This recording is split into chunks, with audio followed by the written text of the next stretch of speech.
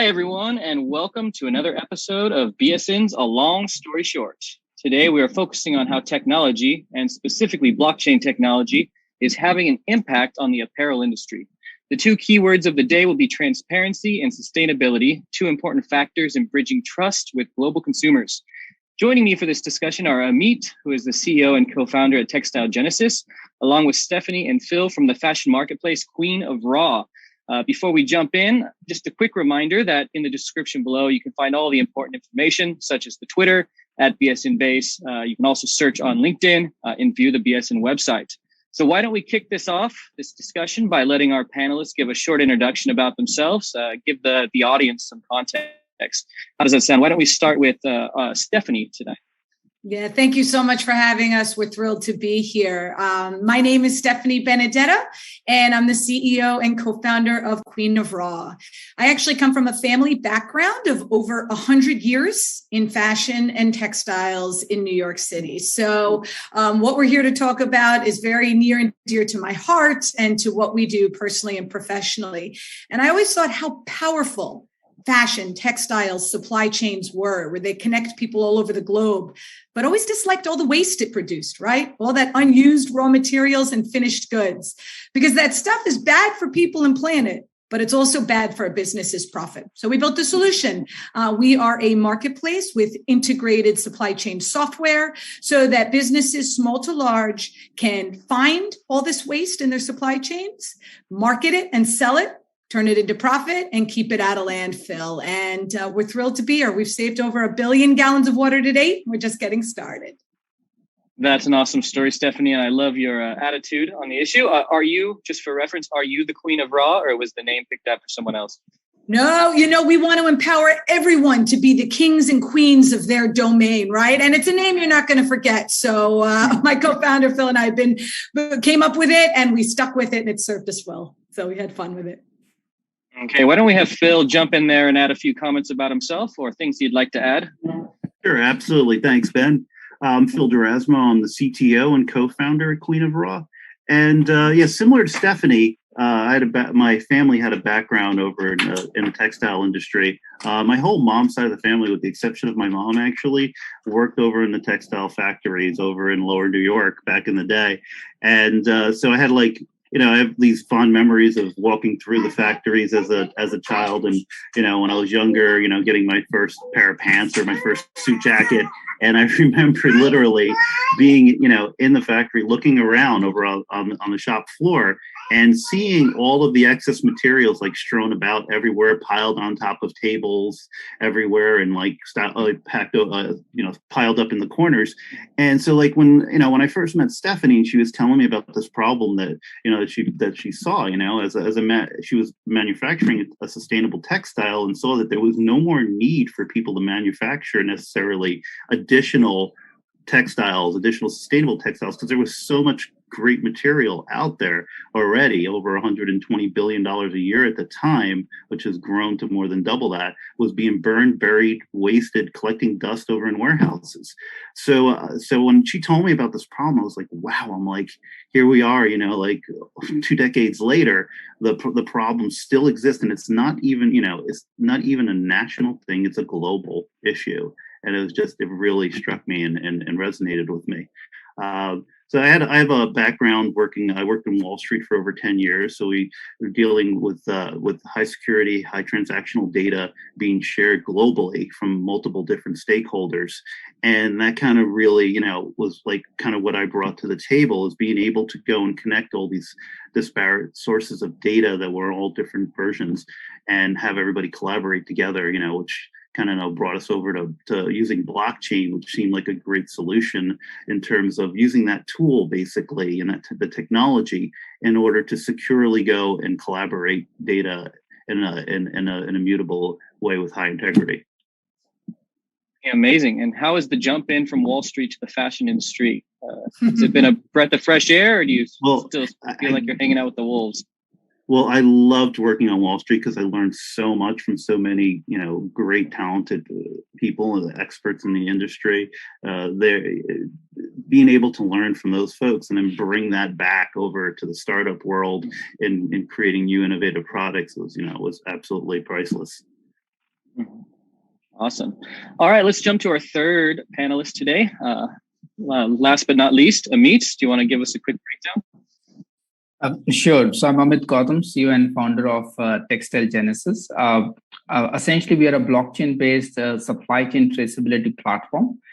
We invented what we call Fiber Coin, which is a digital token for every kg of sustainable fiber at the point of origin. And as the fiber is transformed into yarn, fabric, different tiers in the supply chain, those tokens are passed along following the flow of goods, creating a complete digital traceability in a very complex, highly fragmented global supply chains, right? And what we are trying to solve is what we call 95% traceability gap in the fashion industry. What we mean by that is majority of top 100 fashion brands, right, which collectively drive about $1 trillion USD sales, have set 100% sustainable and traceable fibers target by 2025. I think great vision, great ambition. But if you ask a second question, what percentage of the same top 100 fashion brands can track their sustainable collections across the entire 5 to 6 tiers where the raw material is created across the full supply chain? Less than 5%. So 95% of the same top 100 brands have very limited to no visibility beyond tier 1, right? Sometimes perhaps they understand the finished fabric supplier, but when you get to Grade's Fabric, who's spinning the yarn, who's actually producing the fabric going back to the farm, or a recycled material source like what Stephanie is driving in terms of collection of the vessels, very little visibility, right? So that's what we are addressing at TextileGenesis. Now, prior to starting this, I was leading the global fashion textile business at Lenzing, which is an innovation leader in the fashion out of Austria and Hong Kong, driving sales, marketing, and new innovations. That was a business of close to 1.5 billion euros. And prior to that, about 10 years in Amsterdam and Switzerland, working with McKinsey and World Economic Forum, helping companies around sustainability, commercial excellence, right? But not just in the apparel. I was kind of a typical consultant dabbling in agricultural industry, in renewable energy, a bit all over the place. But I would say last 6 to 7 years have primarily focused on fashion, textile, apparel, retail. Yeah. Awesome. Great. Could you maybe share how you seem to be quite familiar with our other two panelists? How have you met them before? Yeah, so I think we, Stephanie, just remind me. I think we got connected. Lenzing is an incredible partner and friend of ours in New York City, and we work very closely with their team. And when they heard what we were doing and what we're building, they just thought it was a natural connection to make to support each other. Correct. And I think perhaps in 2018, I was at the PI Apparel conference in New York. Yes. And I think you were on one of the panel, Stephanie, and I was one of the speakers there. So that's when it started. And Lenzing, of course, has a good presence in New York with Tricia in their office. And then I think we had a couple of calls, and I really enjoy and like the work that you guys are doing. Yeah. Feelings mutual. Awesome. Well, I'm glad we're all on the same page, and that will make things a lot easier for my job. I won't have to break up any fights, hopefully. So why don't we start by just kind of laying out, the critical issues that we're seeing within the fashion industry today. I think that's a good starting point for everybody. Maybe Stephanie, you seem itching to go. Why don't you go ahead and lead off? Happy to. Obviously for this industry, it's been quite a unique time in history, but of course in that a massive opportunity, right?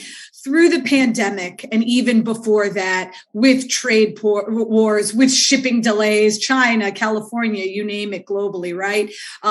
This industry, I think, is crying out for an opportunity to rebuild and refashion these supply chains.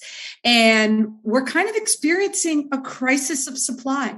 More unused inventory than ever before, right? Because of all those shipping delays, canceled orders, closed stores, huge returns, and missed seasons and collections. When we started looking at this issue, Phil and I quantified it at $120 billion a year of unused stuff that sits in warehouses or gets burned or buried.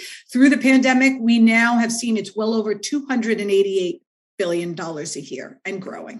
So, I think this issue of waste is a powerful place for businesses to start looking at how they can rebuild and rethink their supply chains, right? It gives you opportunities. And the reason we've keyed in early on to this waste issue is you take this waste, you can monetize it, right? You can sell it and then take all the money that you make and put it back into doing good work in your supply chain. You can pay your workers more. You can digitize more parts of your supply chain. You can use more sustainable fibers, right? Without your overall CapEx expenditure going up. And I think those are the kinds of innovative thinkings and solutions we need in order to get the change and the adoption we need as an industry. The other note that I will make is looking at kind of where supply chains have been and where they're going. I think for fashion in particular, things before the pandemic were operating at such a fast pace, right? More, faster, sell. And it got to a point that it literally was unsustainable. And it kind of took a pandemic for us to slow down and think, how does this make sense economically as well as for people and planet, right? Especially when you have all this waste that's hurting your bottom line up to 15% or more in a year. So I think the future supply chain and what we're seeing businesses going into is going to be one that is more on demand, more local and more sustainable because it makes economic sense. It's what our consumers are demanding. It's what people care about now, and it's going to help drive that bottom and top line. Fantastic. Anyone want to jump in there and add on to that? No, I think Stephanie has captured it quite well, right? So I would just say that I think in the next, what pandemic has done is really caused some fundamental shifts in the way brands are going to source their collections, in the way they are going to market, right? I think sustainability as an idea was somewhere in the corporate ladder, but now it's actually the top priority, right? The second fundamental shift I see is that traceability and sustainability are becoming very, very deeply interconnected, right? They were seen as separate things, but now you realize these are two sides of the same coin, right? It's not possible for any brand to make any credible sustainability claim without underpinning it with traceability, right? If you say that, look, this material, this collection is from waste, post-industrial waste or post-consumer waste, right? Or this particular collection is with sustainable material, how do you prove that actually it is indeed true? And the only way to be able to do that is have a very strong traceability backbone, right? So I always say that traceability and sustainability are two sides of the same coin. And you cannot take those two concepts out of each other, because sustainability without traceability is a lot of hot air, which blows up very soon the moment you start challenging it, right? Mm-hmm. And traceability without sustainability has no value, because you do not want to be just focused on commodity products. If you're just tracing commodity products, very little value that you can create from that, right? So that is one really, I would say, significant shift I see. And then second is the brands are becoming increasingly really serious. These targets that I talked about, 100% sustainable fibers next 5 years, these targets are announced by the CEO and the board of these brands, right? Not the targets announced by, at a annual investor meeting to their shareholders, to their employees, to their suppliers. And I think they would have to deliver on it, because there's no way going back. And what we would see is it's almost impossible to think about any business strategy from any brand where sustainability and traceability is not core to what these guys are doing. Yeah. And I think to add on to that, Ben, another a really important shift that we're presently seeing. We're in the midst of a new industrial revolution, basically, that has been powered by the affordability and accessibility of technology, in particular blockchain, AI, affordable hosting. Folks can go and spin up on their own for practically free with some trial type memberships and stuff like that, and or for pennies or dollars, they can go and spin up their own infrastructure now. They don't need to have a dozen network administrators and infrastructure folks building their servers, which would take weeks or months Now they can just like push a button and now they have a server running, and within a matter of 20, 30 minutes, they can go and spin up their own blockchain nodes and start building and immediately start creating contracts on their network. Whereas like that kind of thing before, they couldn't even, how would you even get access to the infrastructure, to the servers? You'd have to go and build a box yourself, not much more than 10 or so years ago.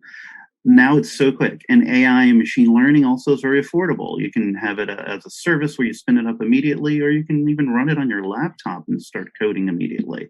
And these are really important. The affordability of hosting, the ability to go and transmit large sums of data around the world very quickly with the bandwidth that is emerging throughout the globe now globally, whereas before it was just centralized. These things are playing a very important shift in our technology and the accessibility to technology, so folks can innovate. Because when you have companies that are focused on building their products, for the most part, with the exception of a few lucky few that have the ability to diversify or have the capabilities to have their own technology departments, for the most part, these companies they're already overwhelmed trying to go and get the best product they can out to their customers and sell through on that and follow through on that. Never mind deal with all this waste and all this excess. So that's amazing. Yeah, I always like to follow up, on the question. So just listening on what all of you said there, it's quite interesting about what Stephanie mentioned, a return to like the localization. I think people from maybe half a generation ago, witnessed kind of the death of localization, and everything moved to outsource and, big manufacturing and big retail.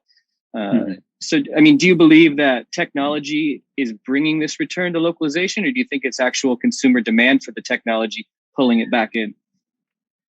It has to be both and more, right? I mean, the only way that going on demand and local and sustainable makes sense for a business, especially an enterprise corporation, is if it makes economic sense. And the only way it's going to make economic sense is if it does something to their bottom and or their top line. And I think that's a position that, we've spent a lot of time looking at the ROI calculations in our software and tools. How much time and resources are we saving and making for our customers? Because that's when you're going to get, right, the demand. And I think for so long that B word blockchain, just like the S word sustainability, right? It means a lot of things to a lot of people, but it almost seemed very costly, hard to do, and time consuming for a while for people to participate. They wanted to, but they didn't know how. Where do you go and what do you do on day one? And I think that's what Phil was speaking about, right? Is this movement to democratizing access to resources. That's what, we're doing. Our marketplace, democratizing access to these technologies. That's what all of us here, Amit and our team is working on building. Those are the movements that make economic sense, that will also get that widespread adoption. And you need it from the top down and the bottom up in order to have that real movement happen. Anyone want to follow up there before we move to the next question? Yeah, I think the localization is already happening, or I would say sometimes near-shoring, right? Because the labor cost still plays a very important role for tier one. If you look at cut and sew operations, so unless and until you bring a lot of automation and robots into cutting and sewing operations, that labor arbitrage would continue to play. But near-shoring, right? Maybe instead of getting all the way from China, you actually source it more from South America, Europe sourcing a lot more from Turkey versus again sourcing from Far East, right? But the processes in between, right? I mean, when you look at the recycling itself, or if you look at some of the intermediate processes, you might see a certain revival in certain pockets around that. Yeah, I think I would say U.S. cotton industry is seeing a bit of a renaissance given the challenges around cotton traceability, and we're working with the U.S. Cotton Trust Protocol to create traceability for U.S. cotton for different brands. So I think you would start seeing, perhaps very difficult to say, local sourcing for everything, but you will start seeing pockets springing up, right? And create new ecosystems of innovation, because there's a lot of work also happening in material innovation, right? Fundamental innovation around how can I use waste to create new fibers, bringing biotechnology into that, bringing agricultural waste into it. And a lot of that innovation is actually in Europe and US at the very beginning of the raw materials. Yeah. You know, it's also interesting. I mean, you kind of started talking about it, but I think there is a role being played by policy and government for sure. Yeah. It's just one piece of it. But in addition to what we were talking about, the top down and the bottom up demand, you know, we've seen a lot of the changes in the laws, especially in Europe, but also in the US and now coming in Asia too, around waste and resources and circularity. We joined with H&M, Unilever, and Cisco in the New York Circular City Initiative, backed by government, and produced a white paper showing what was interesting about it is showing how many good jobs can be created and how much money can be saved and made by New York City changing the laws and going circular in the coming years. And it kind of wrote a blueprint for what those case studies would be based a lot on Europe and other parts of the world. What would it mean to change that in those laws? But most importantly, it isn't just about slapping businesses with millions of dollars in liability on the books. How can they use solutions like TextileGenesis, like Queen of Raw, and our software Materia MX in order to be able to offset that coming legal liability, right? And have a record and a proof of the good work they did, the impact that has had on the world, and do better all around. And when it's a win-win-win for people, planet, profit, right? How do you say no to that? Yeah, exactly. Okay, I think we should jump into the blockchain part of the talk because we are, after all, the blockchain service network. So I'm curious, you know, maybe you could talk a little bit about your companies and then how they're using blockchain. It's particularly interested in like how you arrived at the decision to use blockchain. So that could be a good topic for maybe Amit or obviously Phil from the technical aspects to take a stab at. Yeah, I'd say from a very high level perspective, you know, you have this data all around the world, right? It's a global problem. The supply chain is global, right? You have supplies everywhere throughout the world, and you have multiple stakeholders from different areas. Some folks are part of your company, some folks are contractors, some folks are just, you know, they're just kind of coming in, giving you a piece of data and then going off on their way. And all of this data is part of this of the ecosystem of what makes up your supply chain. And no better way, I believe, than to have, I mean, first and foremost, using, of course, the internet in order to communicate with everybody around the world, but having a technology like blockchain to securely go and transmit that data and communicate that data and collaborate with it. You know, going back to like your basic three tenets of data security, you have the confidentiality, the integrity, and the availability of your data. The integrity of the data from so many disparate sources of data is like so important that you know that data is accurate when that was actually going and added to your ledgers, added to your data stores, as well as having that available to everyone around the world, regardless of where they're located or how they're communicating, you know, and then you slap your software on top of that, of course, to go and put in all your business rules and whatnot. But I think that was really a big problem, in any industry with their supply chains, as we saw during COVID over the past year and a half, that folks didn't know really, you know, what was happening, you know, 1, 2, 3 suppliers deep, and they had no knowledge of that or interaction with those folks. So when somebody was shut down 1 or 2 levels deep, they didn't know what to do. They didn't know what was happening because there was no traceability in that respect. So all of a sudden everything stops. And I think you still see that in a lot of places going on right now, in areas that are experiencing higher demand because of the effects of all the shifts that have taken place over the last year and a half, as well as the impacts from businesses having to shut down.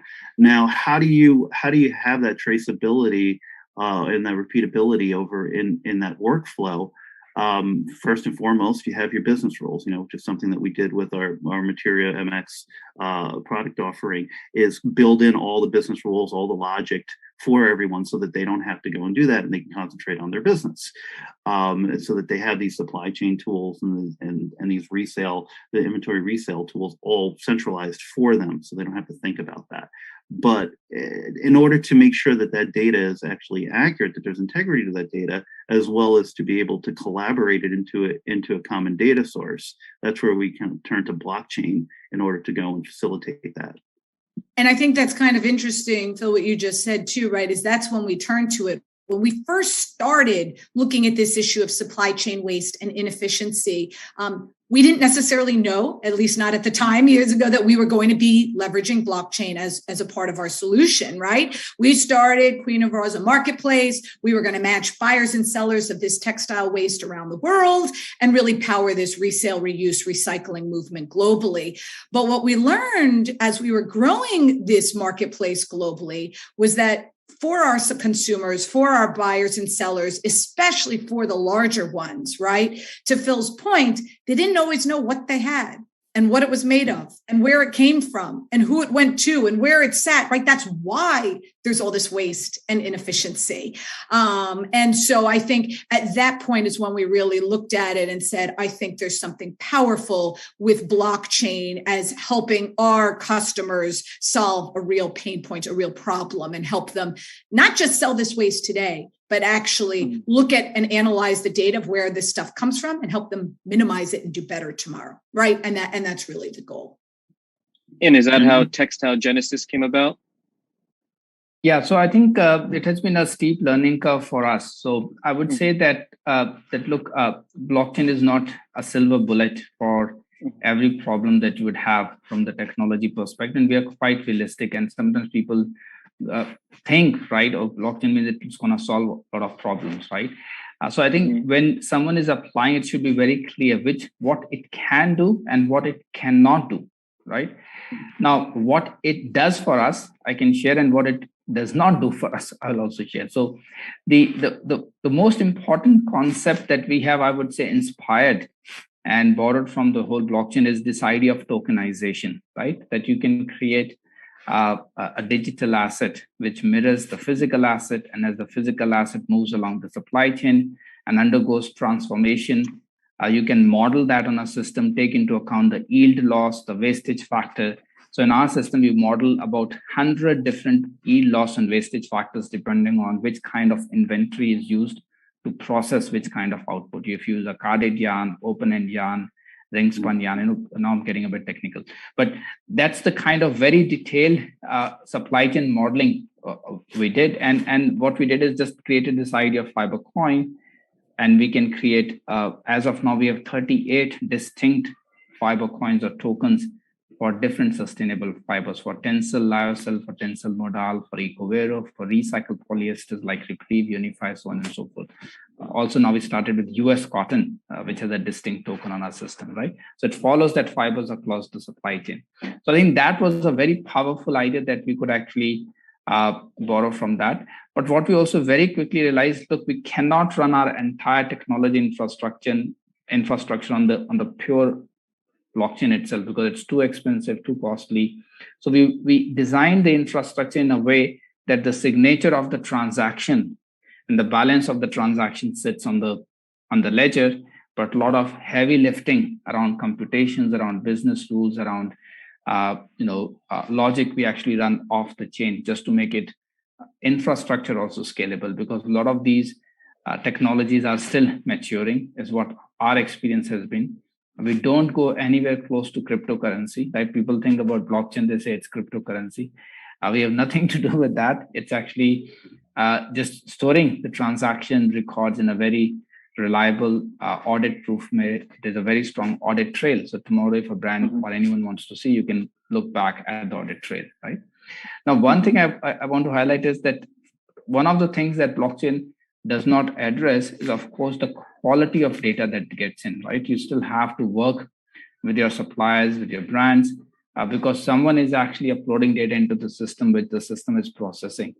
So you have to write some very smart validation rules, very smart algorithms to prevent poor quality data or to catch that poor quality data before it actually gets processed into the system, right? So that's why we've written a lot of business validations to ensure that only high quality data gets in. And also built in a mechanism where we can connect the digital world with the physical world, which means a lot of players like Lensing or Reprieve Unify, they use a tracer, a DNA marker or a tracer in the fiber. So we can integrate with this physical verification. If a textile sample or a fabric sample is picked up and sent to a lab and it verifies through the DNA that it actually has that fiber, the history of that article on our system will automatically show that a positive audit.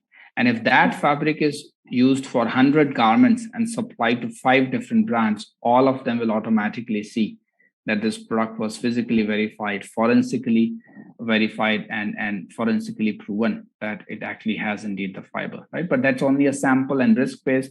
The entire bulk volume you still track through the platform. Yeah.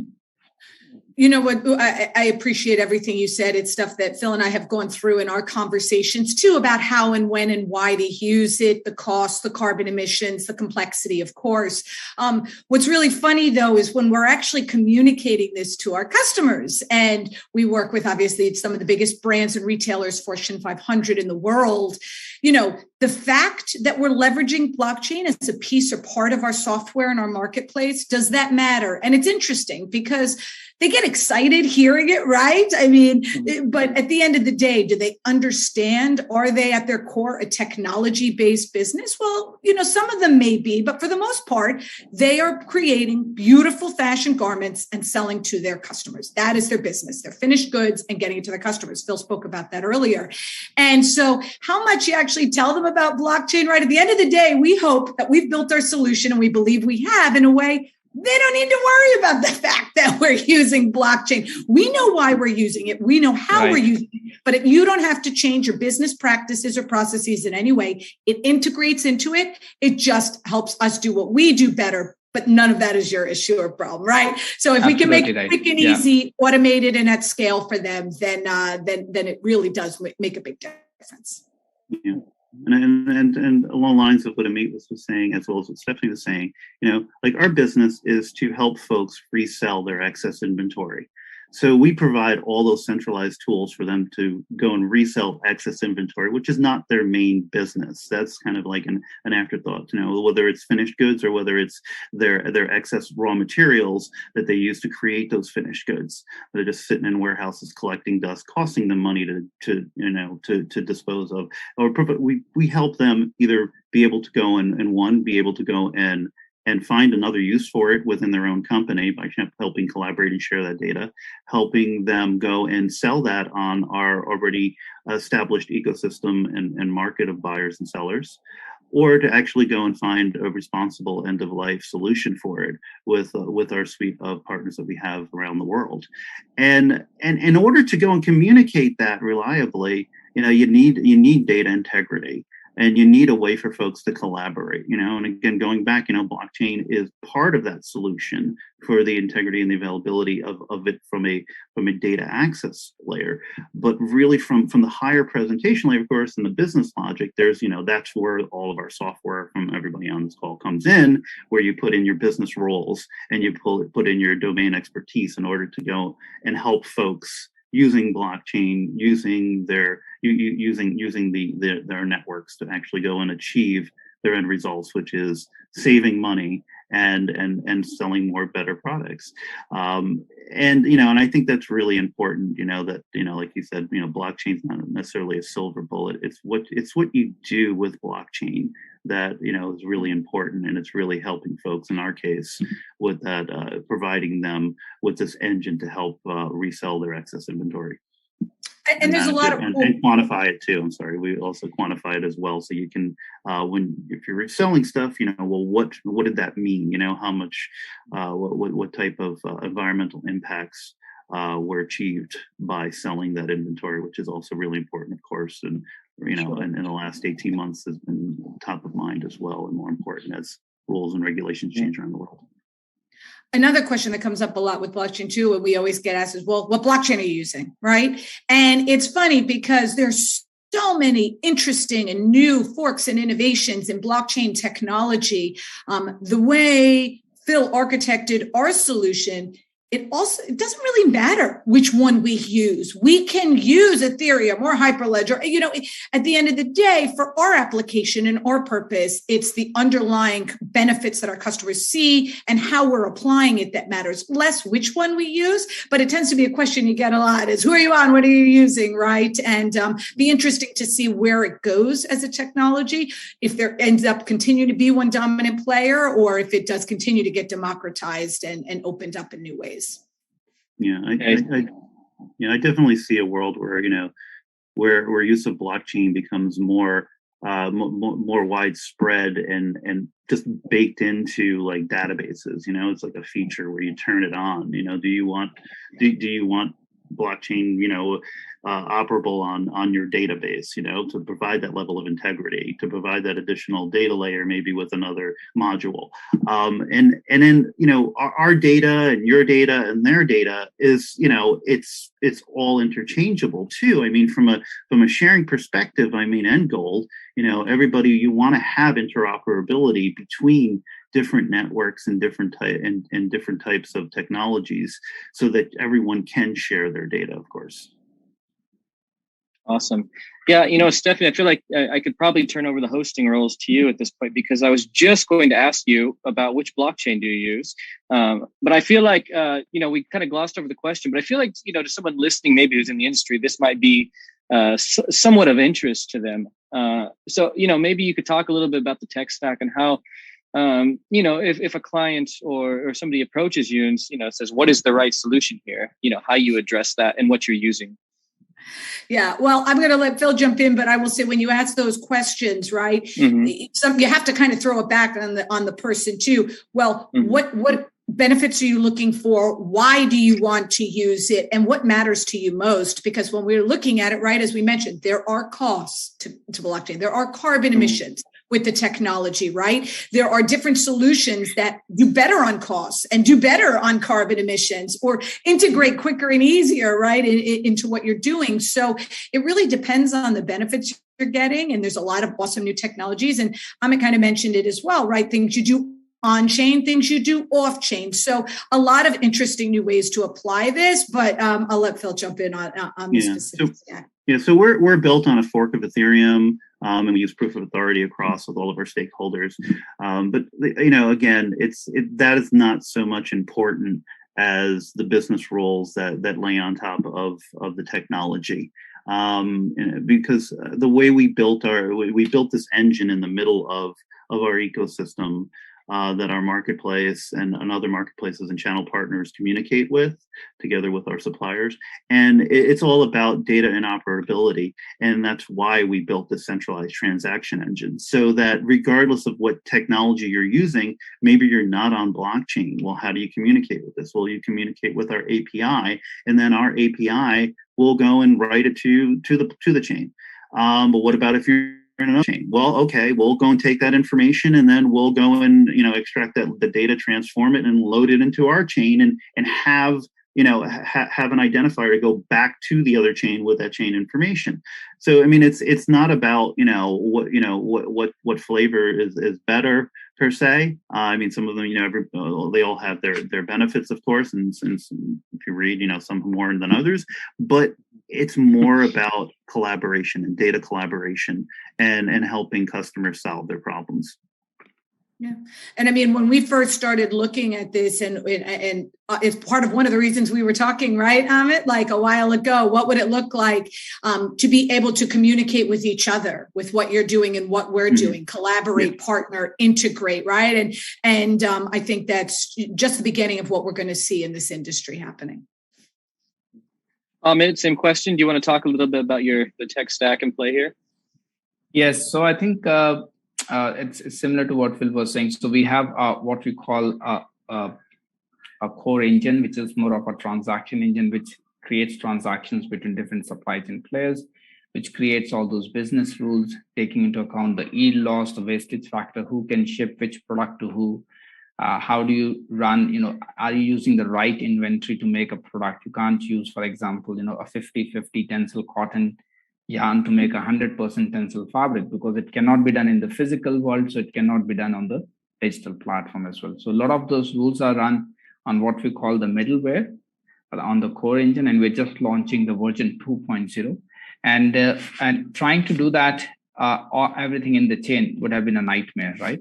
So we, as of now, we use IBM's Hyperledger Fabric, where we keep the record of those transactions with the transaction ID and a clear audit trail, of the balance of those tokens. So at the end of the day, every guy's balance of tokens for those different fiber types is actually stored in the chain, but a lot of heavy lifting around business rules, around computations, around identity verification, a lot of that actually happens in our middleware. We're using, some of the latest technologies, is what I would say. Yeah.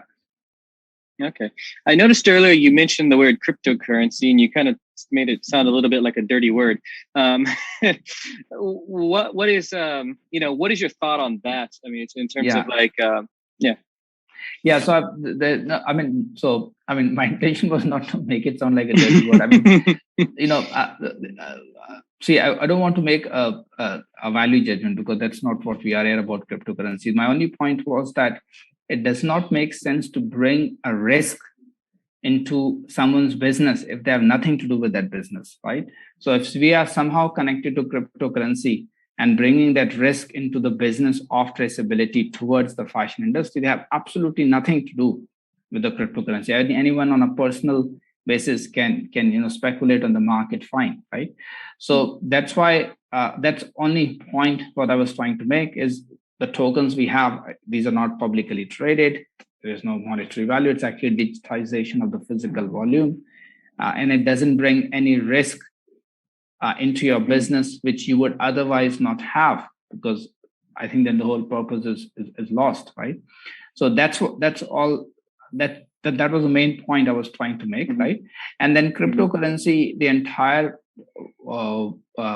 let's say the logic works in a very different way, because you're doing a lot of mining of so-called coins, and that mining process is extremely computationally heavy. There's a lot of carbon impact connected to which we have nothing to do with, right? No one is mining stuff. We're actually storing the data in an immutable way, so that there's a very clear audit trail, and no one can actually fool around with that audit trail, right? So that gives a certain level of surety, but not bringing this additional things that blockchain, or let's say the cryptocurrency world does, but it has very little relevance to our business application, both in terms of mining, in terms of having this very computationally expensive servers, bringing another risk of a volatile currency. I mean, it has absolutely no value for problem we are solving, right? So that's what I meant, right? I mean, I honestly, I don't know, whether cryptocurrency is good or not to invest in. I have no clue, right? So let those guys do what they do. But as far as problem we are solving, I don't think it makes sense to bring those elements of the blockchain into this solution. And that's why I bring only the tokenization aspect and a very strong audit trail aspect. Only those two aspects we bring into our system. Yeah. Interesting. Phil, Stephanie, are you guys on the same side of the fence, or are some of the aspects of tokenization and NFTs that can be kind of extended beyond like point of sale? Has this, caught your eye at all? Absolutely. We basically have two types of tokens within our system. We have one for traceability.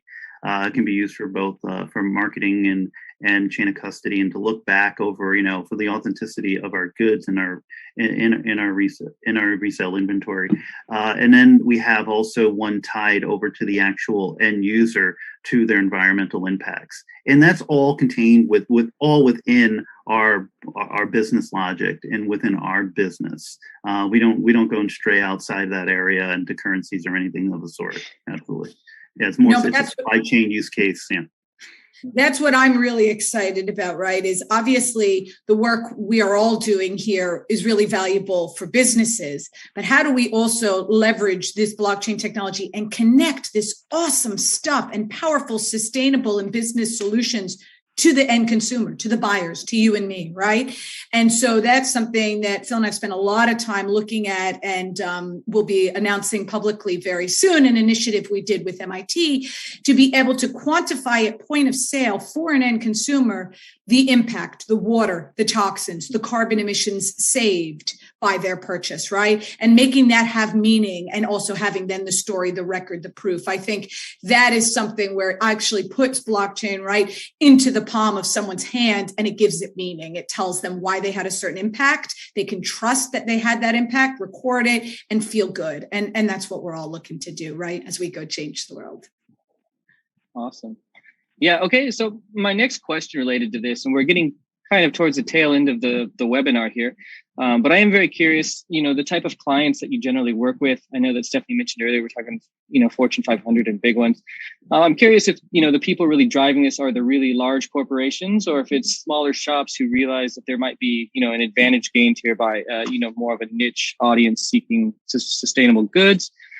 And then kind of a follow-up on that question is, have you noticed since you entered this space, a kind of a change in perception towards blockchain technology in terms of like awareness increasing or no change as well? I don't want to lead you to the answer, but just giving some examples of things you might be seeing. For us, when we first started this business and looking at this issue of textile waste, we knew that the problem was felt by everybody, right? Every business, every individual who creates something has some form of waste. And how do you monetize it and minimize it? But we knew we had to prove that there was a demand for this stuff, right? We know the supply is out there, but is there a demand? So we focused initially on building the community and really went after actually small and medium-sized brands and individuals to start, showing the masses, students, makers, crafters, quilters, that you could now have digital access to all of these resources readily available at your fingertips, and that these textiles were first-rate, high quality, but at a very significant discount and located where you need them, right? With a sustainable story to tell. So that's how we started. We grew the demand and we grew the marketplace to now over 400,000 users around the world. Once we proved that that demand was there, I think that's when really the big brands and retailers saw the value and recognized this is something we want to participate in, right? So now a big focus of ours, as we've built the demand, we've built the global network and have built up a lot with small, medium size, we really have opened up our software and our tools for the big brands and retailers, because they're the one who are feeling this pain the most, right? The largest volume of waste. It's costing them the most money today. And so by democratizing the software Materium X that we built and giving them access to our solutions and our technologies, we've been able to support the big brands and retailers, the Fortune 500, from fast fashion to luxury haute couture. What's interesting about what we've done too, though, is we've focused on fashion and textiles, because trust me, it's a big enough opportunity, that's for sure. But this applies across industries and around the world, right? This is, even just who uses textiles, automotive, aviation, computer electronics, right? It's the material on your chair, the inside of your car, the carpet under your feet right now. So being able to connect and go into those industries is a big part of where we're growing and going across the world. Oh, and to answer your blockchain question, right? When we first started, we weren't even using blockchain. As we've started using it more, we have started talking more about it. And now in a lot of our presentations, they want to know about it. They don't really want to know the technical side of it, but what does it do for them? What's the benefits? And that's what's been really exciting to articulate and convey, and part of why we added that consumer-facing connectivity to the story. So it helps with their brand loyalty and get more customers while being on the blockchain and doing good. Awesome. Right. So I think our experience is quite similar. So I think most of the thrust we see is with large global brands. I think part of the reason is they have a lot of, I think, investment capacity and resource capacity to actually put resources behind to drive the real scalability, right? Because some of these things require a lot of local support, regional support, corporate support. And I think a mid-size and a small-size brand, it becomes too much of a stretch, is what we have seen in the pilots. And also, especially in the beginning, they may not have that much influence on the supply chain or influence on the suppliers, right? A large brand or a global retailer has significant more influence and impact on the supply chain, right? So that's where we see a lot of strong traction.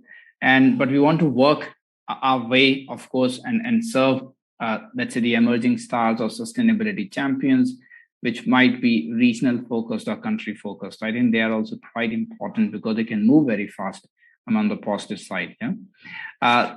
Then in terms of, I think, of course, it intrigues a customer when they hear blockchain. How are we applying that technology? For them, it's most important is, look, can it help solve my business problem in a reliable manner, in a robust manner, and in a timely manner, and doesn't charge me a bomb, right? I mean, that's more or less what they truly care about, right? Now, whether you use blockchain or whether you use 10 other technologies, okay, good to know. But the core is, of course, always, is it solving my core business problem in a meaningful manner, right? So we always talk about, this is how we always talk about the problem we are solving. How are we solving the problem? And guess what? This is one of the building blocks in that solution space that we have. Yeah. Okay. Awesome. Phil, go ahead. When we first started doing this, I think a lot of folks were like, "Oh, cool, blockchain," and like everyone was trying to do it themselves. Right. Which, like Amit was saying, core business, what's your core business and what are you trying to go and accomplish? So everyone was like, oh, blockchain. Oh, yeah, we're doing blockchain and we're doing, but it was very local. So solving a problem locally just for themselves using blockchain, which is, kind of like not the whole, underlying, like, the actual essence of the technology is not about keeping it closed, right? It's about the collaboration.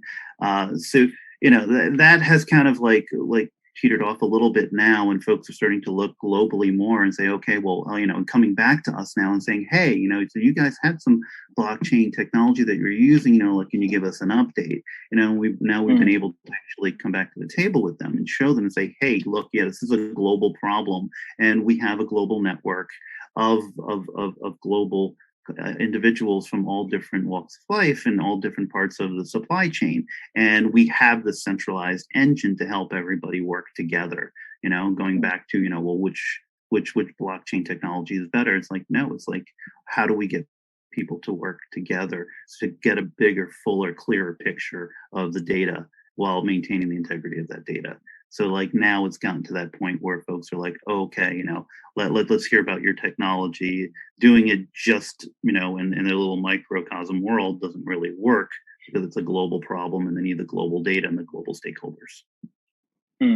Excellent. All right, I think we have about 5 minutes left. So it'd be great if we could reflect a little bit. I always like to finish by talking about the future roadmap. And how you see this industry changing, and then what role you want your own company and maybe your individual self to play in shaping that future. So I guess I'll open this one up to anyone who wants to jump in first. I mean, for us in our business and what we do, we know what we do well, right? We are a resale, reuse, recycling engine and hub so that companies can start circularity today and automate and scale it and grow for the businesses of tomorrow, right? And the supply chain of tomorrow. As I kind of mentioned, we have focused very much on fashion and textiles. As we grow and as we expand, what does it look like to democratize access to our technologies across industries and around the world? And that's where, to Phil's point about people connecting and different stakeholders collaborating, what does it look like to go beyond just fashion, right? Beyond just textiles as one raw material category, where everyone can reuse, recycle, resell with each other in this global interconnected community. Kind of, we jokingly call it an Alibaba or Amazon done right?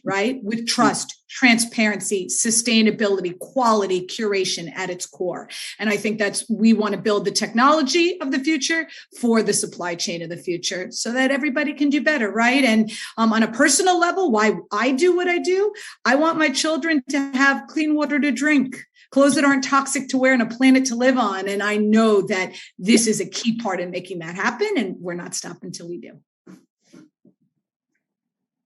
Great answer. Phil, anything you wanted to add there? I think Stephanie said it perfect there. Okay. Amit? Yeah. So, I mean, this is about the future roadmap, right, Ben? Mm-hmm. So I think we see significant opportunities as we move ahead. I think the one strong opportunity we see is actually overlaying a carbon traceability impact on top of product traceability, right? Because a lot of brands use an LCA number, a life cycle assessment, which is kind of an average of an average of an average, and you really don't know what you're looking at, right? Because you have one number for denim, let's say 20 kgs of CO2, and you multiply by 10 or 20 million denims that you buy, and then you say, this is my CO2 for my entire denim collections. But that number could be 70 or sometimes even 100% of the actual real impact, right? And once you have the underlying product traceability, you can be significantly more accurate around carbon impact. So I think that's one. What we're also launching just in 2 months, the version 2.0 that I mentioned earlier with Textile Exchange, where a lot of the industry standards would be run on our system, right? So majority of the brands, they use GRS, RCS for recycled materials, where right now you have PDF or paper-based transaction certificates, and we are not digitizing those certificates, we are eliminating them to create fully a digital chain of custody using our system. So I think it's very, very exciting times ahead, but still a long way to go, because what we are trying to achieve is a real transformation. I think sometimes brands feel that, look, you come in and you turn a switch on and 3 months, voila, you have the whole traceability of your collections. And then you have to bring the painful message, it's not going to happen, right? This is a real transformation for your business, for them to understand how traceability works. It's a real transformation for your supply chain to be engaged in a system, to be able to share data systematically, and to actually, in a way, change their way of working. So I think for me, it's a real transformation that takes for any large business at least 18 to 24 months to really make a real impact across the supply chain. Yeah. So great times ahead, and I look forward to collaborating also with Stephanie and Phil as we continue to kind Likewise. of change the industry curve. Yeah. Absolutely. Awesome. Well, I would like to thank you all for joining us today and sharing your story and sharing the vision. I think it's a very important one, and something that, it's not going to go away. And so, like we've seen with the unique geopolitical situations that are unfolding now, it's becoming more and more accelerated, this need. So we'll probably be having some conversations again in the future, and I look forward to that. Thank you all for joining, and have a nice day or have a nice night. Yeah. Thank you. Thanks. Bye. Thank you. Bye.